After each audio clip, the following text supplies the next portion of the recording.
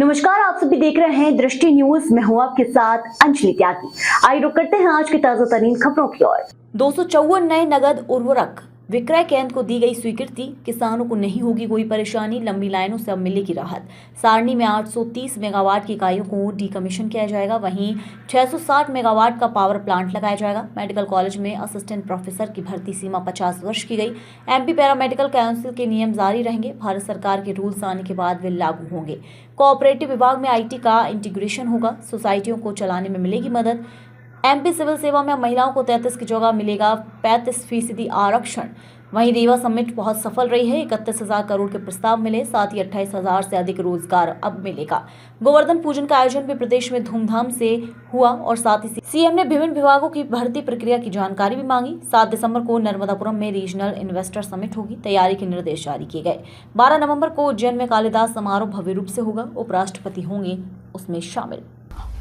मध्य प्रदेश मंत्रिमंडल की बैठक संपन्न हुई डॉक्टर मोहन यादव जी की अध्यक्षता में, जिसमें कई महत्वपूर्ण निर्णय लिए गए हैं। नगद उर्वरक विक्रय केंद्र जो 286 डबल लॉक के,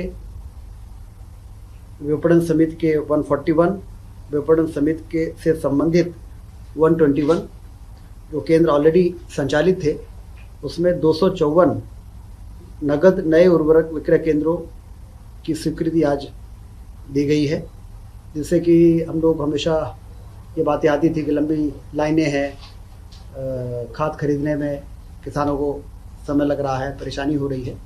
तो एक बहुत बड़ी राहत इसे मिलेगी। 254 नए केंद्र खोले जाएंगे और ख़ास तौर से जो डिफ़ॉल्टर किसान हैं, जिनको कि नगद में खाद मिल जाए, इसके लिए इस प्रकार के सेंटर की आवश्यकता थी।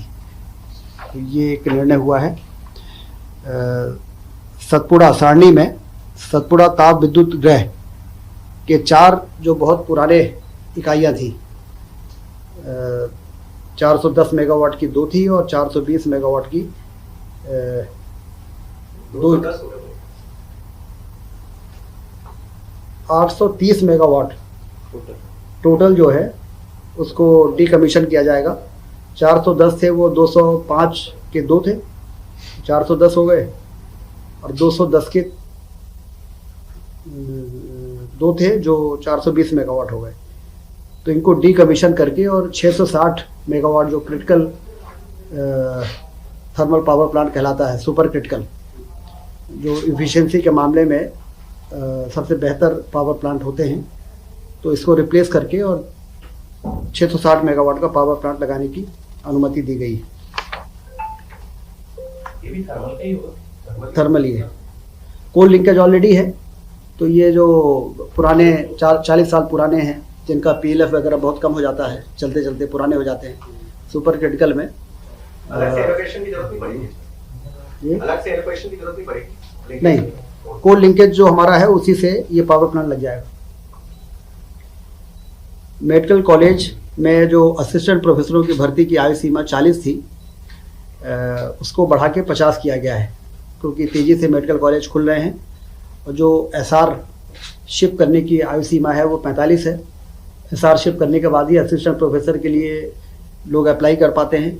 तो इसलिए 40 से 50 साल की आयु सीमा आज कैबिनेट ने बढ़ाई है, जिससे हमें असिस्टेंट प्रोफेसरों को मिलने की नियुक्ति में अब ज़्यादा आसानी हो जाएगी। पैरामेडिकल काउंसिल के जो अधिनियम भारत सरकार ने बनाए, उसके रूल्स अभी आ नहीं पाए हैं, इसलिए एमपी पैरामेडिकल काउंसिल के नियमों को एक बार फिर से यहाँ पर रिस्टेट किया गया है, जिससे कि हमारे 23-24 और 24-25 में एडमिशन और परीक्षाएं हम संचालित कर सकें। और जब भारत सरकार के रूल्स आ जाएंगे तो फिर उस रूल्स के आधार पर एडमिशन और परीक्षाएं हो सकेगी। तो ये भी एक महत्वपूर्ण निर्णय हुआ है पैरामेडिकल के क्षेत्र में।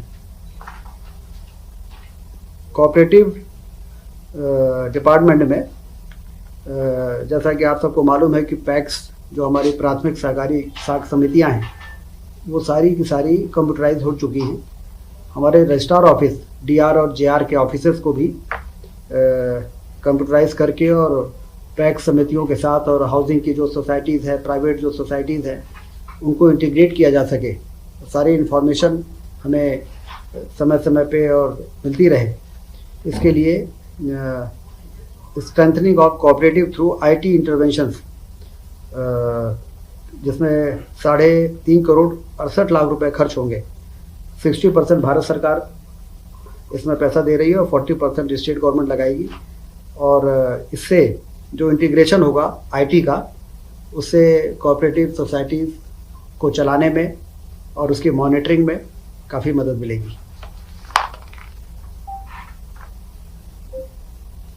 मध्य प्रदेश सिविल सेवा में महिलाओं की नियुक्ति के लिए 33% का जो रिजर्वेशन था उसको 35% किया गया है। बहुत ही महत्वपूर्ण निर्णय है महिला सशक्तिकरण की दिशा में कि अब मध्य प्रदेश में 35% रिजर्वेशन रहेगा नियुक्तियों में, सभी प्रकार की नियुक्तियाँ। MP गवर्नमेंट 33 से 35। सर ये जो MPPSC कंडक्ट करती है सिर्फ वो वाले या PSC और ESB में जितनी भी नियुक्तियाँ होती हैं सारी। रीवा रीजनल इन्वेस्टर समिट बहुत सफल रही है। 4000 से अधिक प्रतिभागियों ने भाग लिया था और 31,000 करोड़ के निवेश के प्रस्ताव दिए गए हैं। 28,000 से अधिक लोगों को इसमें रोजगार मिल सकेगा। गोवर्धन पूजा का भव्य आयोजन पूरे प्रदेश में हुआ है और 2 नवंबर को सांस्कृतिक विरासत और धरोहरों को सहेजने की दिशा में एक महत्वपूर्ण कदम के रूप में देखा जा रहा है। लोगों में काफ़ी उत्साह था इस पर। गोवर्धन पूजा में जिस प्रकार से सरकार में आगे बढ़ के लोगों की परंपरागत इस पर्व को में शासन ने जिस प्रकार से सहभागिता की है, उससे लोगों में बहुत उत्साह रहा और गौ संरक्षण, गौ संवर्धन की दिशा में भी काफ़ी इसको ताकत मिली है। 29 अक्टूबर को माननीय प्रधानमंत्री जी द्वारा virtually Neemuch, Mandsaur, Seoni medical college के उद्घाटन किए गए। जैसा आप सबको जानकारी है, ग्वालियर में मानसिक आरोग्यशाला, मंदसौर में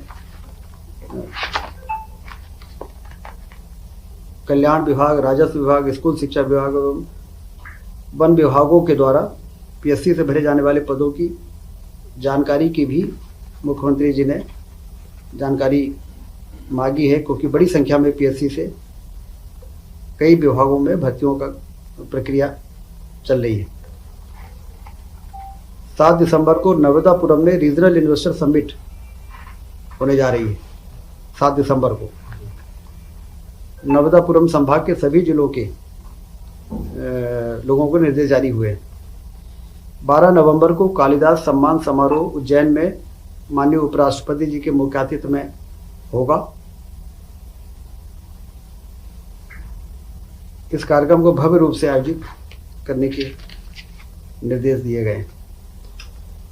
कुल मिला के आज मध्य प्रदेश की कैबिनेट ने जैसा कि आपने देखा कि चाहे वो स्वास्थ्य विभाग हो, चाहे वो सहकारिता विभाग हो, चाहे वो अन्य विभाग हो, महत्वपूर्ण निर्णय आज लिए हैं और मध्य प्रदेश तेजी के साथ अपने उन लक्ष्यों को प्राप्त करने के लिए आगे बढ़ रहा है, जिन लक्ष्यों को प्राप्त करके हम प्रदेश की आर्थिक स्थिति को भी मजबूत करना चाहते हैं और हिंदुस्तान में एक अग्रणी राज्य के रूप में स्थापित होना चाहते हैं।